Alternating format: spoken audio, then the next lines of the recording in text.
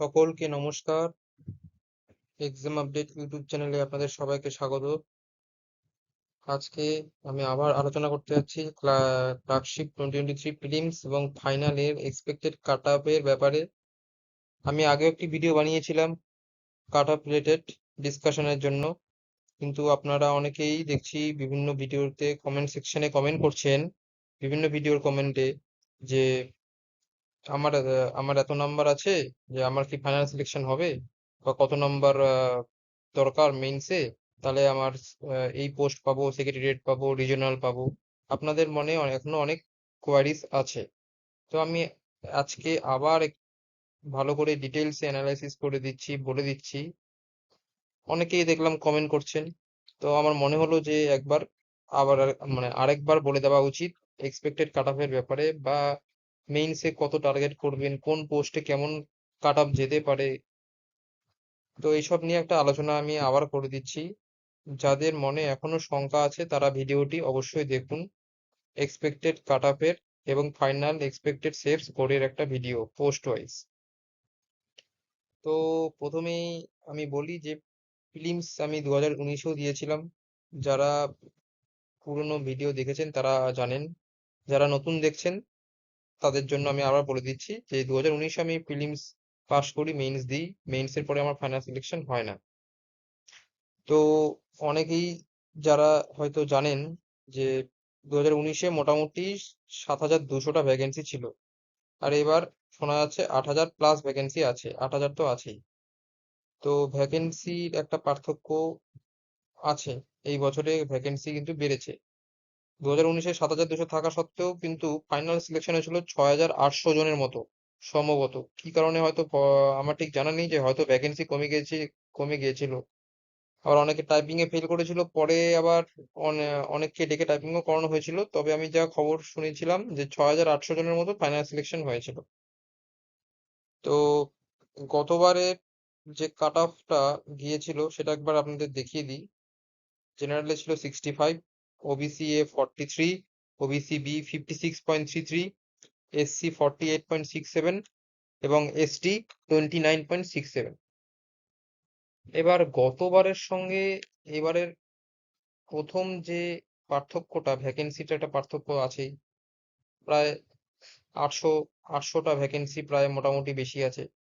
Plus competition লেভেলও বেড়েছে, যেটা হচ্ছে এই বছরে কাট অফকে বাড়ানোর পক্ষে। তো অনেকেই বলবে কম্পিটিশন লেভেল অনেকটা হাই হয়েছে, তাই এবার হয়তো এখানে ইউআরে 65 ছিল, এখানে 65 এর থেকেও অনেক বেশি যাবে। এই পয়েন্টের বেসিসে কিন্তু তাই দেখাচ্ছে যে 65 এর থেকে বেশি যাওয়া উচিত, কারণ কম্পিটিশন লেভেল 2019-20 কুড়িতে 2020-এ এক্সামটা মনে হয় হয়েছিল, 2019-এ হয়েছিল, 2019-এর মনে হয় ডিসেম্বরে হয়েছিল, কি 20 ডিসেম্বরে হয়েছিল। তো সেই ডিসেম্বরের ওই 5-6 বছর আগের থেকে এখনকার কম্পিটিশন কিন্তু অনেক হাই। তো সেই হিসাবে দেখতে গেলে কাট অফ অনেকটা হাই হওয়া উচিত ছিল। কিন্তু হাই হবে না কেন? কারণ কোশ্চেন লেভেল দেখুন, এখানে আমি একটা লেস দেন চিহ্ন দিয়েছি। এটা এই কারণে দিয়েছি যে 2019-এর দুটো শিফটে পরীক্ষা হয়েছিল, আর এবার 4টা শিফটে এক্সাম হয়েছে, আপনারা সবাই জানেন। আম, প্রথম দিন দুটো শিফট, পরের দিন দুটো শিফট। তো এই বছরের যেটা সবচেয়ে ইজিয়েস্ট শিফট বলা হচ্ছে, সবাই বলছে যে প্রথম দিন প্রথম শিফটটা ইজিয়েস্ট, যেটা আমার শিফট ছিল। যদিও প্রথম দিন প্রথম শিফটের, হ্যাঁ আমি মানছি, বাকি যে ফোর্থ শিফটের জিকের থেকে অনেকটাই ফার্স্ট শিফটের জিকে ইজি ছিল।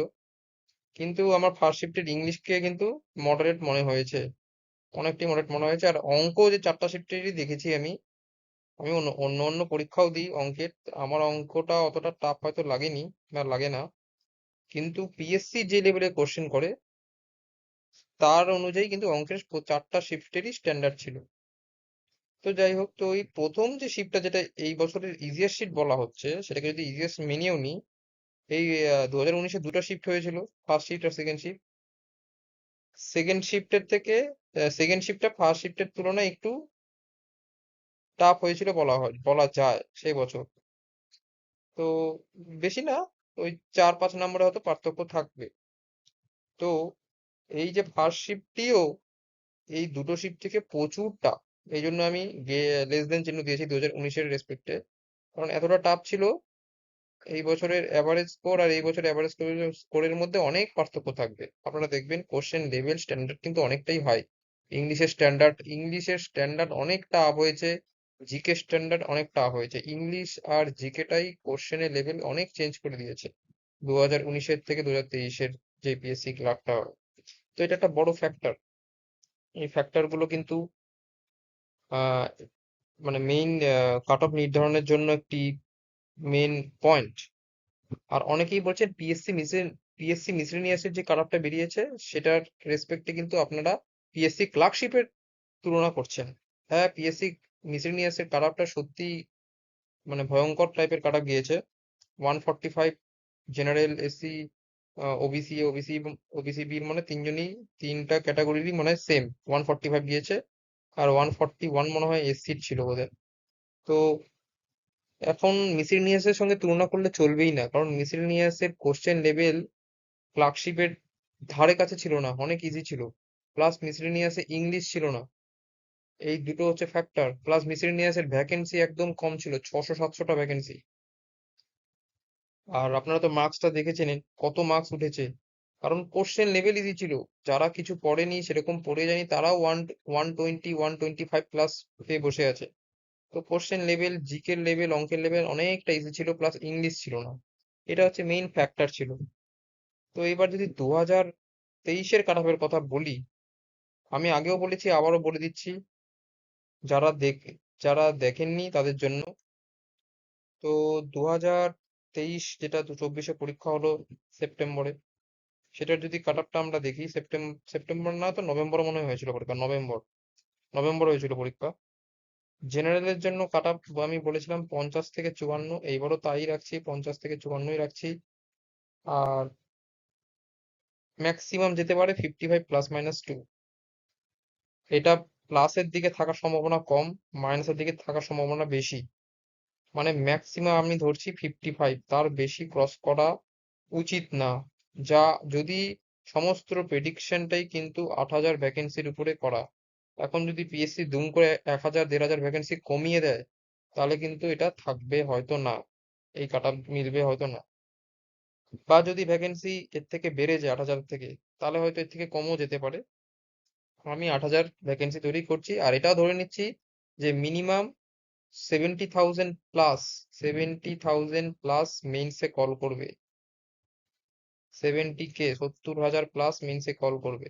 যদি 10 গুণ ডাকার নিয়ম, 80,000 হচ্ছে, 80,000 অনেক ক্যান্ডিডেট মেইনসের জন্য। যদি 70,000ও ডাকে, সেই বেসিসে বললাম। ওবিসি রে 42 থেকে 45, ওবিসি বি 42 থেকে 45। এখন ওবিসি এ আর ওবিসি বি কাট অফের হয়তো অতটা পার্থক্য থাকবে না, কারণ প্রচুর ওবিসি এ ওবিসি বি কিন্তু আজকাল ইওয়ার্ডের কাট অফে ঢুকে যাচ্ছে। ইডব্লিউএস এরটা না, এটা নাও মিলতে পারে, কারণ ইডব্লিউএস এর ভ্যাকেন্সি, নাম্বার অফ ভ্যাকেন্সি রেশিওটা কত থাকবে টোটাল ভ্যাকেন্সি রেসপেক্টে, সেটা কিন্তু আননোন। সেটা কিন্তু মানে প্রেডিক্ট করা মুশকিল। তাও আমি মিসেলেনিয়াসের রেসপেক্টে বলছি, মিসেলেনিয়াসের যে রেশিওতে গিয়েছে, সে আমার মনে হচ্ছে 45 +-2 যাওয়া উচিত ইডব্লিউএস এ। এসসি যাওয়া উচিত 35 থেকে 40, আর এসটি 30 থেকে 35। এবার অনেকেই, 1-2 জন পিডব্লিউডি ক্যান্ডিডেট বলছিলেন যে স্যার আমার এত নাম্বার আছে, এত নাম্বার আছে, আমাদের কত নাম্বার লাগবে। তো তাদেরকে আমি বলবো, আগেরবার একজন বলছিলেন যে 97 মতো গিয়েছে। তো আপনারা 100 রাখার চেষ্টা করুন, মিনিমাম 100 প্লাস মিনিমাম। যত বেশি রাখা যায় তত ভালো। একজন আমার মনে আছে, একজন কোন ভিডিওতে জানি কমেন্ট করেছিলেন যে তার নাকি 80 মতো আছে, বা টেলিগ্রামে ম্যাচ করেছিলেন বোধহয়, তার 80 মতো হয়তো আছে। তো তার কত লাগবে মেন্সে? তো আমি বলবো তার তো খুবই ভালো মার্কস আছে। তার যদি সেক্রেটারিয়েট 1 নম্বর প্রেফারেন্স থাকে, এবার তিনি যদি আহ 60 মতো বা 50 মতো নিয়ে আসতে পারেন, তাহলে তো তার সেক্রেটারিয়েট পোস্ট কনফার্ম হওয়া উচিত। তো এই হচ্ছে এই বছরের কিন্তু কাট অফের প্রিলিমস এর এক্সপেক্টেড আলোচনা। এইবারে যদি আমি ডেসক্রিপটিভ পেপারের স্কোরের কথা বলি, কে কত মার্কস টার্গেট করবেন ফাইনাল সিলেকশনের জন্য। তো দেখুন, আমি যেটা দুটো ক্যাটাগরিতে আমি ভাগ করেছিলাম, এখনো দুটো ক্যাটাগরিতেই ভাগ করছি। প্রথমে যদি আপনার প্রিলিমস এর স্কোর, মানে যা আপনার ক্যাটাগরি কাট অফ, আমি ইওয়ার্ড দিয়ে রেসপেক্ট দিয়ে বলছি, ইওয়ার্ডের কাট অফ সাপোজ গেল 55, আপনি পেয়ে আছেন 58 বা 59, 4-5 নাম্বার বেশি, 2-3 নাম্বার বেশি এরকম আছে, তাহলে আপনাকে ডেসক্রিপটিভে কিন্তু একটা ভালো স্কোর করা টার্গেট করতে হবে। ডেসক্রিপটিভে আপনাকে ভালো স্কোর বলতে আমি যদি মানে আপনি যদি আগের বছরের মেইনস এর কাট অফের সবার যে 55,000 জন মেন্স দিয়েছিল প্রত্যেকের লিস্টের নাম বের করে নাম শুদ্ধ ডেসক্রিপটিভ বাংলা ইংলিশ কে কত পেয়েছে দিয়ে দিয়েছিল। আমি আগের বার স্ট্যান্ডার্ডের মেইনস যদি কোশ্চেন হয় আর সেম স্ট্যান্ডার্ডেই যদি মার্কিং হয় তাহলে বলছি 70+ টার্গেট আপনাকে করতে হবে। আমি আগের বারের রেসপেক্টে বলছি, আগের বার যেভাবে খাতা দেখা হয়েছিল, যেই লেভেলে কোশ্চেন হয়েছিল, যেভাবে পিএসসি নাম্বার দিয়েছিল, 70+ আপনাকে মিনিমাম টার্গেট করে চলতেই হবে যদি আপনার কাট অফের থেকে 2 থেকে 5 নম্বর বেশি থাকে। তো 70+ যদি হয়, যদি সাপোজ 55 কাট অফ যায়, আপনি যদি 58 মতো পেলেন, আমার দিক থেকে 70+ আপনাকে টার্গেট করে চলতে হবে। আপনি টার্গেট যা করবেন তার থেকে কিন্তু আপনার 4-5 নামা মিনিমাম কম আসবেই আসবে এখন যা টার্গেট করবেন। 70+ বলতে 70 আপনি ধরে চলবেন না, 70+ বলে যত বেশি আনা যায়। আগে এবার হায়েস্ট মনে হয় আমি দেখেছিলাম 84 কি 86 ছিল ডেসক্রিপটিভে, আমি দেখিয়েছিলাম আগে একটা ভিডিওতে, পিডিএফটা টেলিগ্রাম গ্রুপে দিয়ে দিয়েছি। তো তো আপনি 70 মিনিমাম টার্গেট করবেন, যত উপরে তোলা যায় তত ভালো। টার্গেটটা সবসময় হাই রাখবেন, যত টার্গেট রাখবেন তার থেকে কিন্তু 4-5 নাম্বার কম হয়। তারপরে আসে সেকেন্ড ক্যাটাগরি, যাদের নাম্বার কাট অফের থেকে 10 বা 10-এর অধিক থাকবে, লিড থাকবে, তাদেরকে মিনিমাম 60 থেকে 65 পেতেই হবে। ঠিক আছে? তো এটা টার্গেট করে চলবেন।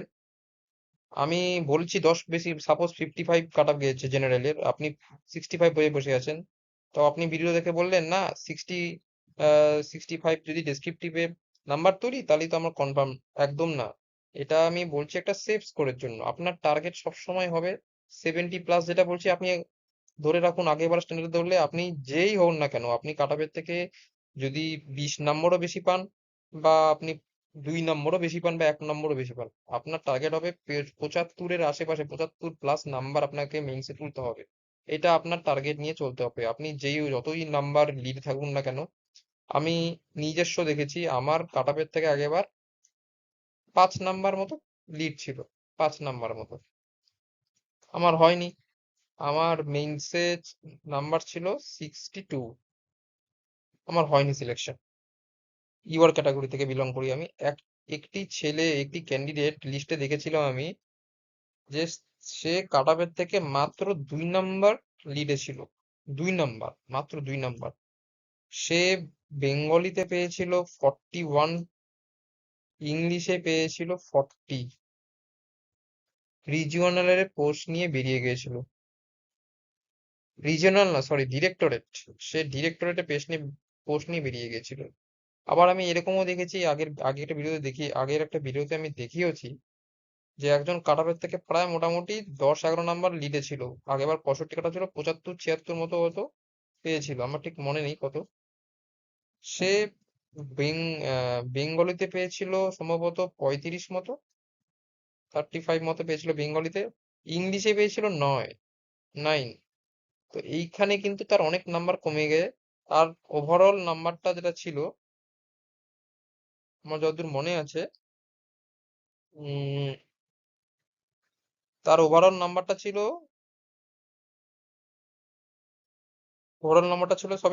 একটা ভুল বললাম, হয়তো 75 না, তার নাম্বার ছিল তো 85। খুবই ভালো নাম্বার ছিল, 85 বা 86 এরকম নাম্বার ছিল ফিলিংসে। ঠিক আছে? আর এখানে ছিল 41 ডেসক্রিপটিভে, তার ওভারঅল 128 কি 129 মতো নাম্বার ছিল। তো এখান থেকে কি দেখা গেল, যে প্রিলিমসে খুব ভালো নাম্বার থাকা সত্ত্বেও মেন্স খারাপ দিয়ে দিয়েছে, ফাইনাল সিলেকশন হয়নি। জেনারেলে কাট অফ গিয়েছিল 137 মতো। তো এইগুলো আপনি সব খেয়াল রাখবেন। বেশি নাম্বার প্রিলিমসে থাকলে অ্যাডভান্টেজ পাওয়া যায় 100% ঠিক কথা, কিন্তু আপনাকে মেইনসটাও ভালো করে দিতে হবে। মেইনসটারও কিন্তু ওয়েটেজ আছে। যদি টোটাল প্রিলিমস আর মেইনসকে আমি 100%, আমি এটা রিক্রুটমেন্টের মার্কস ধরি, 50% প্রিলিমসের ওয়েটেজ, 50% মেইনসের ওয়েটেজ। সো 50% খেলা হয়েছে, আরো 50% খেলা বাকি। তো আপনারা, যাদের কম নম্বর আছে তারা হতাশ হবেন না, আর যাদের বেশি নম্বর আছে তারাও বেশি উচ্ছ্বসিত হবেন না, এখনো কিন্তু 50%-এর বাকি আছে খেলা। তো এই যে আমি বললাম এত 70 80 এত মার্কস ওঠে, 70+, বেঙ্গলি ইংলিশ, এগুলা কিন্তু সবই ডিপেন্ড করছে যে কোশ্চেন লেভেল কেমন হচ্ছে, কেমন খাতা দেখছে। আমি আগের বার রেসপেক্টে বললাম, যেটাকে আমি বলছি ফ্যাক্টর, যেটা এক্সপেক্টেড কাট অফের, আমি কিন্তু আগেও বললাম ভ্যাকেন্সির উপর ডিপেন্ড করবে। 8,000 ভ্যাকেন্সি ধরে করেছি। কোশ্চেন লেভেলের উপর ডিপেন্ড করবে। কোশ্চেন লেভেল তো আপনারা সবই দেখেছেন যে 2019-এর থেকে অনেক টাফ হয়েছে। কোশ্চেন লেভেল তো তুলনাই আসবে না 2019-এর তুলনায়। আর মেইনসেরও কোশ্চেন লেভেলের উপর ডিপেন্ড করবে। মেইনসের কোশ্চেন লেভেল যদি হার্ড করে, খাতা যদি হার্ড করে চেক করে, তাহলে হয়তো 75 টার্গেটের জায়গায় আপনার 65 টার্গেট করবেন। এটা আমি আগের বারের রেসপেক্টে আমি বলছি। আগের বারে কোশ্চেনটা আপনি আপনারা দেখতে পারবেন, পিএসসি ওয়েবসাইটে আছে, বা আমি টেলিগ্রাম গ্রুপেও দিয়ে দিয়েছি, দেখতে পারবেন।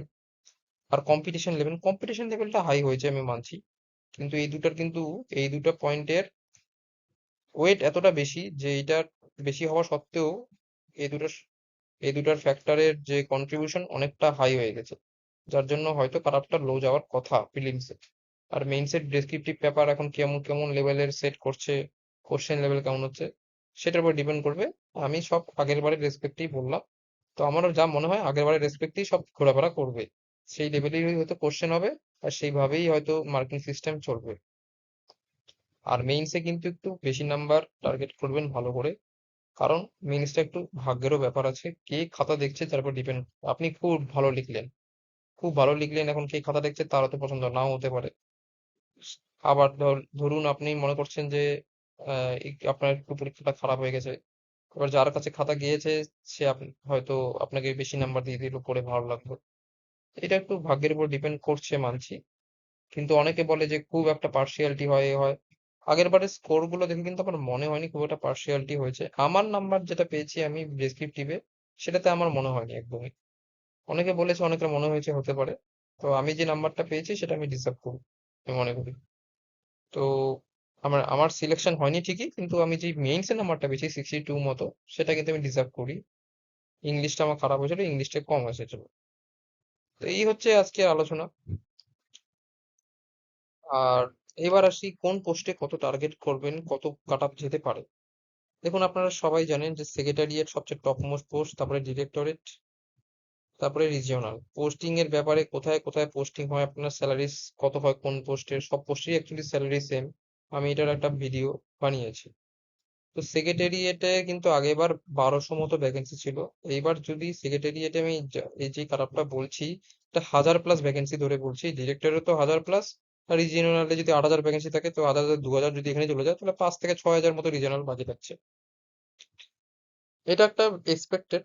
সেক্রেটারিয়েটে আগেরবার গিয়েছিল 149 মতো। তো এবার আমি এক্সপেক্ট করছি 130 থেকে 135-এর মধ্যে। কারণ প্রিলিমসটা কিন্তু স্কোরিং, মেন্সটা কিন্তু অতটা স্কোরিং না। প্রিলিমসে 80% যতজন পাবে, মেইনসে ডেসক্রিপটিভে 80 জন ততজন পাবে না, কারণ মেইনসটা একটু কঠিন, মানে ডেসক্রিপটিভে নাম্বার তোলা কঠিন, বুঝতেই পারছেন। তো সেক্রেটারিয়েটে আমি বলেছি 130 থেকে 135, 130-এর আশেপাশে। আপনাদের টার্গেট হবে 135+, আপনারা এটা টার্গেট করে চলবেন। 130+, আপনারা মিনিমাম পেতেই হবে। 135 আপনার টার্গেট করে চলবেন, যত বেশি পাবেন তত কিন্তু ভালো। ডাইরেক্টরের যদি 1000 ভ্যাকেন্সি থাকে, 125 থেকে 130, 5 নাম্বার কমিয়ে দিন। টার্গেট রাখবেন 125+, যেটা বললাম। আর রিজিওনালে যদি 5-6 হাজার ভ্যাকেন্সি থাকে, তাহলে ওই 120 থেকে 125 আপনাদের, মানে 120+, মোটামুটি 125+ ধরে চলবেন। আপনাদের এখন পোস্ট প্রেফারেন্স অনেকেই বলছেন চেঞ্জ করা, কিন্তু এবার দেয়নি কোনো পোস্ট প্রেফারেন্স চেঞ্জ করার ক্রাইটেরিয়া বা অপশন। আগেবার দেয়নি, ডিবির সময়ও দেয়নি, ফাইনাল টাইপিং টেস্টের পরেও দেয়নি। এরকম একটা ক্যান্ডিডেট আমি 2-3 জনকে চিনি, যারা 150+ পেয়েও রিজিওনাল 1 নম্বরে দিয়েছে, সেক্রেটারিয়েট দেয়নি। সেক্রেটারিয়েট হয়নি, তাদের রিজিওনালই হয়েছে। অনেকে এটা ভুল ভাবে যে রিজিওনাল হলে তাদের হোম ডিস্ট্রিক্টে বা কাছাকাছি পোস্টিং হবে। হতেও পারে, হবার সম্ভাবনা আছে, কিন্তু কম। বেশিরভাগ বাইরেই পোস্টিং হয়। আপনাদের যেটাই থাকুক না কেন প্রেফারেন্সে, রিজিওনাল 1 থাকুক, ডিরেক্টরেট বা সেক্রেটারিয়েট, আপনাদের সেফ স্কোরের জন্য টার্গেট হবে 135+। প্রিলিমসে যত মার্কসই থাকুন না কেন, আপনি হিসাব করে নেবেন 135+ পেতে গেলে ডেসক্রিপটিভে কত নাম্বার লাগবে। আপনারা সেই বুঝে 135+ টার্গেট করে চলবেন minimum, irrespective of prelim score and post preference, কিন্তু আমি লিখে দিয়েছি। তো এটা আপনারা কিন্তু একটু দেখে নেবেন। আর আমি মেইনসের কিন্তু ক্লাস করাচ্ছি, না দেখলে দেখবেন, আমি ডেসক্রিপশন বক্স এবং কমেন্ট বক্সে লিংক দিয়ে দেবো। টেলিগ্রামে জয়েন হন, টেলিগ্রামে কিন্তু অনেকে লিখে লিখে কিন্তু পাঠিয়েছে, আমি কোশ্চেনও দিয়েছি। আগেও একদিন আমি একটা বোর্ডের উপরে রিপোর্ট দিয়েছিলাম, একজন দুজন লিখে পাঠিয়েছিল। জাস্ট আগের দিন আমি একটা ইংলিশের ফুল মকের একটা ভিডিও দিয়েছি ইংলিশে। তো সেটার আমি পিডিএফ কোশ্চেন আমি আপলোড করে দিয়েছি টেলিগ্রাম চ্যানেলে। আপনারা না জয়েন হলে জয়েন হবেন। সেই টেলিগ্রাম চ্যানেলে কিন্তু আপনারা লিখে লেখাগুলো পাঠাবেন, তা না হলে কিন্তু ডেসক্রিপটিভের লেখা আপনাদের দক্ষতা বাড়বে না। সময় কিন্তু বেশি নেই, ডিসেম্বরের এন্ডেই হয়তো বা জানুয়ারিতেই কিন্তু আপনাদের ডেসক্রিপটিভ এক্সাম বা মেইনসের এক্সাম হবে। রেজাল্ট দুর্গাপূজার আশেপাশে দিয়ে বেরোবে। তো আর আপনাদের সামনে কিন্তু যারা WBPSC পরীক্ষা দেন তাদের কিন্তু হাতের সামনে পিএসসি মিসেনিয়াস যাদের মেইনস আছে, আর বাকিদের কিন্তু খুব একটা পরীক্ষা নেই, কারণ ওবিসি কেসের জন্য জানেনই নতুন রিক্রুটমেন্ট কিন্তু বেরোচ্ছে না। তো এই বলবো। আর টাইপিং টেস্ট নিয়ে এখন মাথা ব্যথা করার দরকার নেই। 20 ওয়ার্ডস পার মিনিট ইংলিশ চেয়েছে, এটা খুবই ইজি ব্যাপার, মানে খুবই ইজি। 20 ওয়ার্ড পার মিনিট মানে হচ্ছে আপনি নর্মাল স্পিডই 20 ওয়ার্ড পার মিনিটে টাইপ করবেন। 10 মিনিটের টাইপিং টেস্ট হয়, একটা প্যারাগ্রাফ দেয়, নিচে স্পেস থাকে। প্যারাগ্রাফটা হয়তো 7-8 মিনিটেই আপনাদের শেষ হয়ে যাবে, তখন বসে থাকলে চলবে না, আবার প্রথম থেকে টাইপ করতে হবে। আর এখন যারা কম্পিউটার কোনোদিন চালানই তারা ক্যাফে ট্যাফেতে গিয়ে বা কোথাও গিয়ে গুগলে টাইপ করবেন ডাটা টাইপ, ওখান থেকে আপনার প্র্যাকটিস করতে পারেন। এখন প্র্যাকটিস করার দরকার নেই, 20 ওয়ার্ড পার মিনিট মেইনস এর পরে প্র্যাকটিস করলে, 1 মাস প্র্যাকটিস করলেই যথেষ্ট, 1-1.5 মাস প্র্যাকটিস করলেই, আধা ঘন্টা করে প্র্যাকটিস করলে যথেষ্ট। তো এই হচ্ছে আজকে আলোচনা। আর আমি এটা কিন্তু ক্লাস করিয়েছি, clerkship main practice practice set, report দিয়েছি, প্রেসি দিয়েছি, আর ট্রান্সলেশনটা তো আমি করিয়ে দিয়েছি, আপনাদেরকে লিখে পাঠাতে বলেছি, আপনার টেলিগ্রাম গ্রুপে পাঠান, তাহলে সবাই সবার লেখাটা দেখলে আপনাদের লেখার মানটা উন্নত হবে। কে কিরকম ভাবে লিখছে সেটা জানতে পারবেন। ভিডিওটি না দেখে থাকলে, যদি ক্লার্কশিপ মেন্স এর প্র্যাকটিস সেট মানে ভিডিওটি না দেখে থাকেন, আমি কমেন্ট সেকশনে লিংক দিয়ে দিব, আপনারা কিন্তু দেখবেন অবশ্যই। তো এই হচ্ছে আজকের মোডের উপরে আলোচনা। অনেকেই কমেন্ট করছেন বিভিন্ন ভিডিওতে, আশা করি তাদের সমস্ত ডাউট, তাদের সমস্ত প্রশ্নের উত্তর এই ভিডিওটি থেকে তারা পেয়ে যাবেন। ভিডিওটি দেখার জন্য ধন্যবাদ। যারা সাবস্ক্রাইব করেননি চ্যানেলকে, তারা এক্সাম আপডেট ইউটিউব চ্যানেল আমাদের চ্যানেল, আপনাদের সবার চ্যানেল, দয়া করে সাবস্ক্রাইব করুন। আর টেলিগ্রাম চ্যানেলের লিঙ্কও আমি কমেন্ট সেকশনে দিয়ে দিব, টেলিগ্রাম চ্যানেলেও আপনারা যুক্ত হয়ে যান। ধন্যবাদ।